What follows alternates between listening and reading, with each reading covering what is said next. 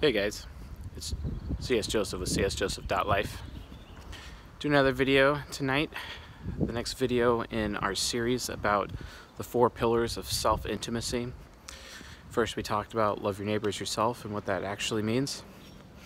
We also talked about taking responsibility for meeting your own needs. And we also talked about, yesterday, personal standards. Keeping personal standards so that you as an individual can make sure that you are taking responsibility for not only meeting your own needs, but also developing your needs, identifying your needs, and developing standards as a result of your needs so that you can have a better life. So tonight's video, we're going to be talking about personal boundaries. Personal boundaries is super important. Did you know, wow, it's like really windy again.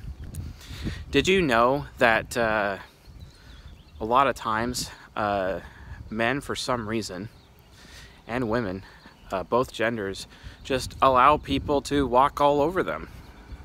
And that could be anywhere in business, it could be at work, that could be in the bedroom, that could be any form of social interaction. People, for some reason, in our first world society, our decadent first world society, they just allow other people to walk all over them. I see it all the time. What's my first inclination when I see somebody walking all over somebody else? Do I really have a problem as much with the person who is like walking all over the other person? Or do I have the problem with the person that's allowing that to happen? From my point of view, I don't respect the person that is allowing that to happen to them. We can't allow ourselves to be taken advantage of, and that's what personal boundaries are for, right? I mean, it makes sense, right? But why is this relevant? Why is it relevant, or why is it important? Well, the answer to that is because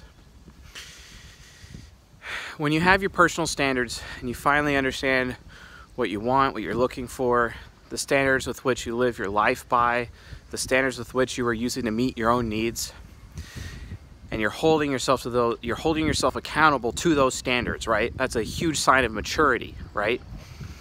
Well, what about holding other people to those standards? And that's where we get into boundaries, right? It's important to have personal boundaries. So,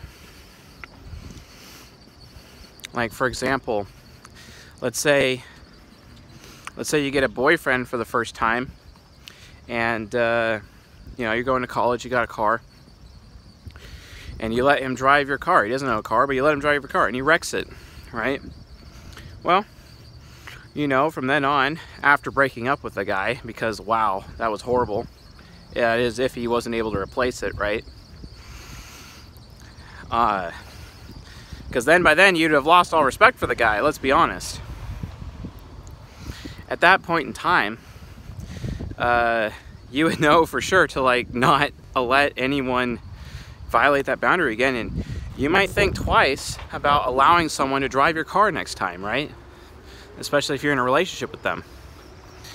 I mean, it comes with the territory, right? People have been hurt a lot in their life, and it creates boundaries. Or sometimes people just don't know how to develop or keep those boundaries. Well, here's how. After you've made your personal standards, start applying those personal standards to people in your life. Your lover, even your children, as well as your family members, anyone at work. You have to establish those boundaries. Boundaries are basically going to be the only way for you to put other people in your life in check. Here's another example. Let's say you're a man, you got your own place, right? It's your roof, your rules. Your rules represent boundaries, right? And as the man of the house, you are to not allow those rules to be violated in any way. So if you have a no smoking marijuana rule in your house, enforce it. That means anytime that ever happens, you kick them out of the house. There's all sorts of types of different boundaries that you can have. Or for example, you have a boundary with other people that you expect them to wear a condom. You know, protection. That's a boundary. Or you expect them to go get a blood test and see if they're carrying anything before you have sexual contact with them. That's a boundary. That's a boundary that you have for them, right? Or let's say you're dating this new guy and, you know, he's touching you a lot, you know, making you a little uncomfortable. But you have this boundary of no one touches me until I'm comfortable or okay with it, right? And you don't let them do it. It's kind of like, you know, you don't allow yourself to be inappropriately handled by anyone unless you allow it, right? That's a boundary. And the root of boundaries are the personal standards that you have created for yourself. That's where it comes from. Everyone needs to have personal boundaries. Personal boundaries are important for a lot of reasons. Let me tell you how powerful personal boundaries are. You hear about that program called DARE to keep kids off drugs, right? They forced me into that when I was in 5th grade. I don't really do drugs because I don't want to spend money on that, and I like being responsible. But some people need them, some people spend their money on them, whatever. That's a personal standard that I had, right?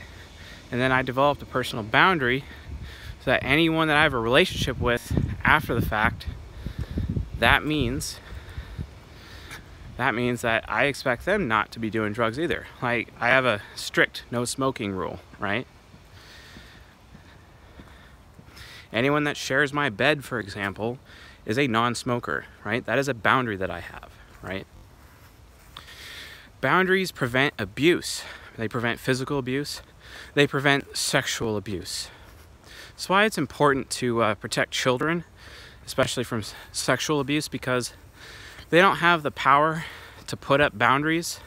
They may actually have personal standards, these little kids, but they don't have, like, it's nice to put up a rule or a boundary for someone, but if you don't have the ability to enforce that boundary, I mean, good luck enforcing a boundary as a child, especially when that child's trying to enforce that boundary to a powerful adult. They don't really know what tools they have available to them to defend themselves, right? From potential abuse. And that includes anyone and everyone. You have to have personal boundaries. Use the standards that you have built up for yourself and hold people in your life, especially those closest to you, right? And even those not close to you, but especially those closest to you, make personal boundaries and enforce them. It's kind of like when you're a parent, you have a child. If you give them an ultimatum, you better be willing and more than ready to make good on it. Otherwise, your child will walk all over you. I think this is one of the reasons why personal boundaries is kind of ignored in our society, because children are not spanked anymore. They're not punished. You know, spare the rod, spoil the child, right? Oh, come on, but that's so old-fashioned. Well,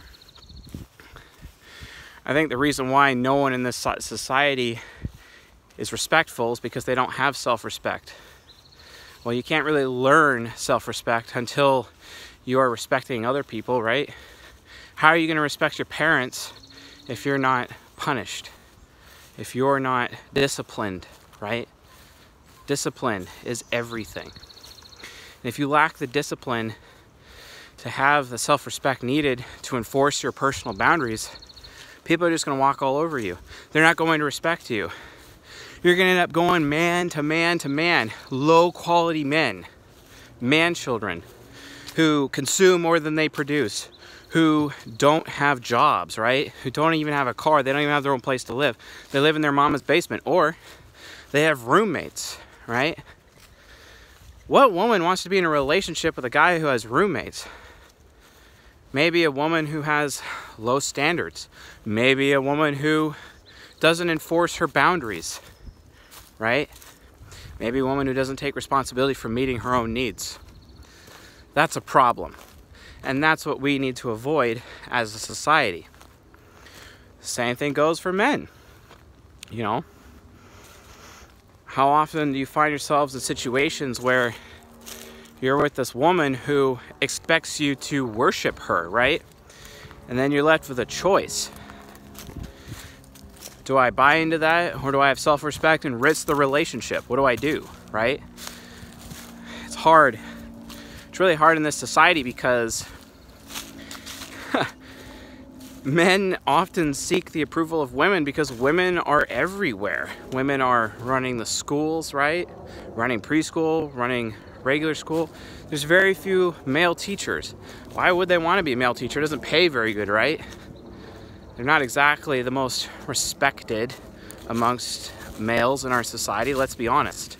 Because males look down on teaching positions as a feminine thing, right?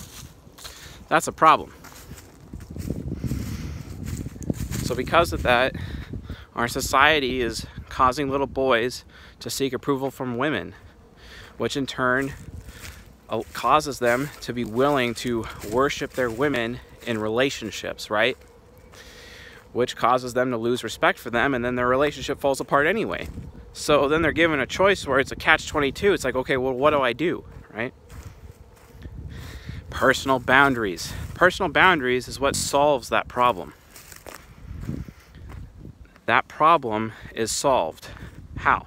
Well, because he makes it quite apparent at the beginning that he will not be doing any worshiping, and he not at the expense of his self-respect, that is. So by all means, show all the affection in the world to your woman. They want it, give it to them, but not at the expense of your self-respect. That's the point. You know, and women, please don't let men take advantage of you. Hold them accountable. Do not allow them to be stagnant. Do not allow them to take advantage of you. Do not have sex with them if they are not esteeming themselves, if they are not being noble. Seriously, don't reward their dumb behavior. It's just going to enable them and keep them as man-children. That's why I tell women all the time, you know, the best thing you can do when you're with men like that, dump them. The controversial phrase that I have, throw them in the dumpster, right? Throw them in the dumpster. It'll be the best thing you've ever done for him, let's be honest. Because someone finally said no. Personal boundaries. Personal boundaries really are everything. Isn't it any wonder that people are really anti-gun in our society right now? Guns used to be utilized to enforce personal boundaries. It's because our society doesn't really care about personal boundaries anymore. That's a problem.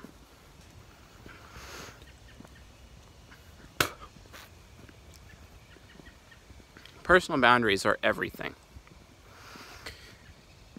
When you start enforcing personal boundaries, people are forced to respect you. And let me tell you something about respect. It is better to be hated and respected than it is to be loved and treated like a little bitch, especially for men. It is always better.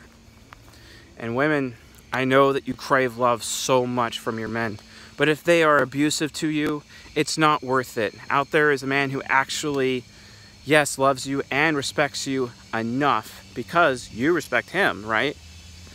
That he wouldn't treat you like that. Move on, or enforce that personal boundary, which may force the relationship to collapse and you'll have to move on, but at least you had the self-respect to enforce the personal boundary. Remember, personal boundaries are everything. They're super important. And like I've said before, they come from the personal standards that you have made for yourself as a result of taking responsibility for meeting your own needs. The 4 pillars of self-intimacy just don't come at you naturally. You have to identify your needs, seek to meet your needs, and when you know you're meeting your needs, then you start developing personal standards to protect those needs, to protect your ability to hold yourself accountable to meet those needs. But then you develop personal boundaries to make sure that other people in your life do not inhibit you from meeting your own needs. Because you're an adult. You are a sovereign human being. You have personal sovereignty. And what the hell are we allowing to happen to this society that the state is more sovereign than the man or the woman? That is ridiculous. Guys, we are this nation, any nation we're in the first world, right? Wherever you are on this planet, first world, third world, you are a sovereign human being. This is who you are.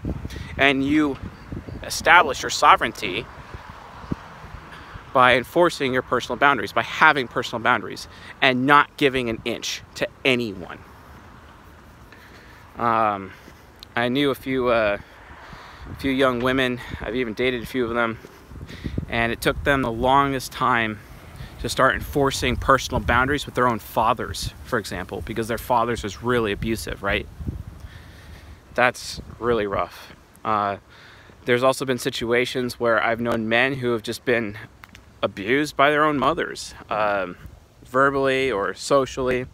Like there's this one mother that destroyed the reputation of this one guy in his community, and he had to leave the community. That was harsh, right? But that was not necessarily, yeah, sure, she had fault in that, but it's even more so his fault because he did not enforce his personal boundaries. You have to keep your personal boundaries. It's one of the highest laws of the self. In order for you to have self-intimacy, in order for people to love you, is because you love yourself. But in order for you to love yourself, you have to demonstrate it with action. And one of the ways to do that is personal boundaries. Personal boundaries is everything. Needs, standards, boundaries. The 3rd pillar of self-intimacy. If you found this video helpful or educational, please subscribe to the channel and leave a like as well. That'd be dope. If you have any questions about this pillar, please leave it in the comment section. I'll do my best to answer your question. And thank you all for the questions and the comments and the tweets and the funny Reddit posts. I am keeping an eye on everything. So thank you all for your help and your support. And anything else I can do for you, let me know. So anyway, I'll see you guys tonight.